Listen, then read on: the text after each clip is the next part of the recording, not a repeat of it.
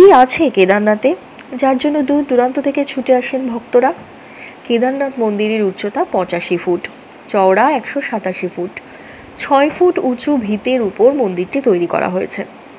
হিন্দু শাস্ত্রে সোমবারকে বলা হয় ভগবান শিবের আরাধনার দিন, আর শিবের দ্বাদশ জ্যোতির্লিঙ্গের অন্যতম কেদারনাথ। কি রয়েছে এই মন্দিরে যার টানে দূর দূরান্ত থেকে ছুটে আসেন ভক্তরা? শাস্ত্র বলে দ্বাদশ জ্যোতির্লিঙ্গের অন্যতম হল এই কেদারনাথ। 4 পূর্ণতীর্থের অন্যতম এই ধাম। উত্তরাখণ্ডের গাড়োয়াল শহরের কাছে হিমালয়ের কোলে এই তীর্থভূমি। কাছেই বয়ে চলেছে মন্দাকিনী নদী। আগে এর নাম ছিল কেদারখণ্ড। সেই জন্য ভগবান শিব এখানে কেদারখণ্ডের অধিপতি বা কেদারনাথ নামে পূজিত হন। বরফের জন্য সারা বছর কেদারনাথ মন্দির খোলা থাকে না। এপ্রিলের শেষের দিকে অক্ষয় তৃতীয়ার দিন মন্দির খোলে। বন্ধ হয় নভেম্বরের দ্বিতীয় সপ্তাহের প্রথম দিকে কার্তিক পূর্ণিমায়।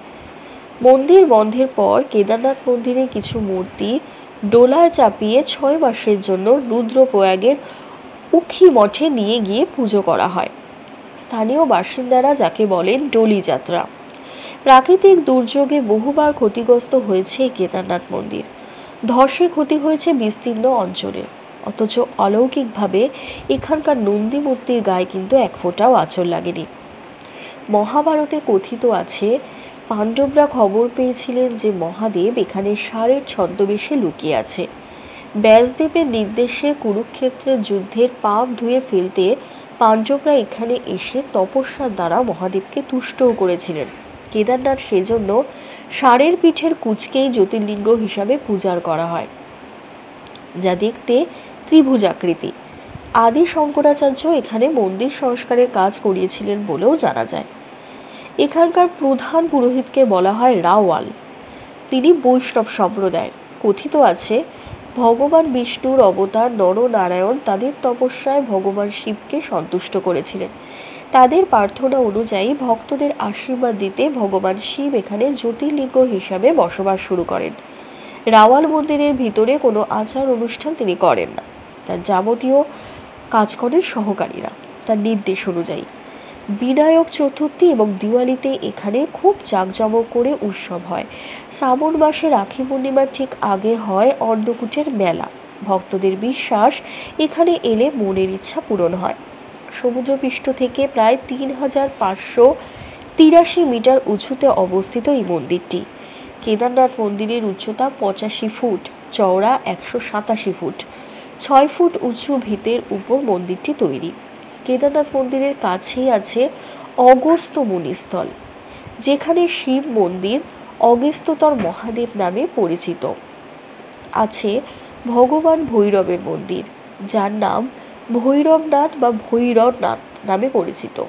তিনি ক্ষেত্রপাল নামেও কিন্তু পরিচিত। শিবরাত্রির দিন এই মন্দিরে ব্যাপক ভিড় হয়। রয়েছে গৌরীকুণ্ড, যে জলাধারে স্নান করলে সব পাপ ধুয়ে যায় বলেই ভক্তদের বিশ্বাস।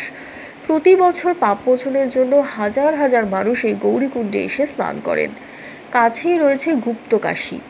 এখানে রয়েছে বহু পুরনো বিশ্বনাথ মন্দির, মণিকর্ণিক কুণ্ড ও অর্ধনারীশ্বর মন্দির। কেদারনাথ তীর্থক্ষেত্রে কেদারনাথ পর্বত তীর্থযাত্রীদের আকর্ষণের অন্যতম জায়গা। এখানে সাদা বরফ আর নীল আকাশ মিলেমিশে একাকার হয়ে গিয়েছে। বলা হয় 3 চূড়ার এই পর্বতে নাকি স্বয়ং মহাদেব বাস করেন। পুণ্যার্থীদের বিশ্বাস কেদারনাথ মন্দির আসলে পঞ্চকেদারের অংশ, যার সবকটি গাড়োয়াল হিমালয়ের মধ্যে পড়ে।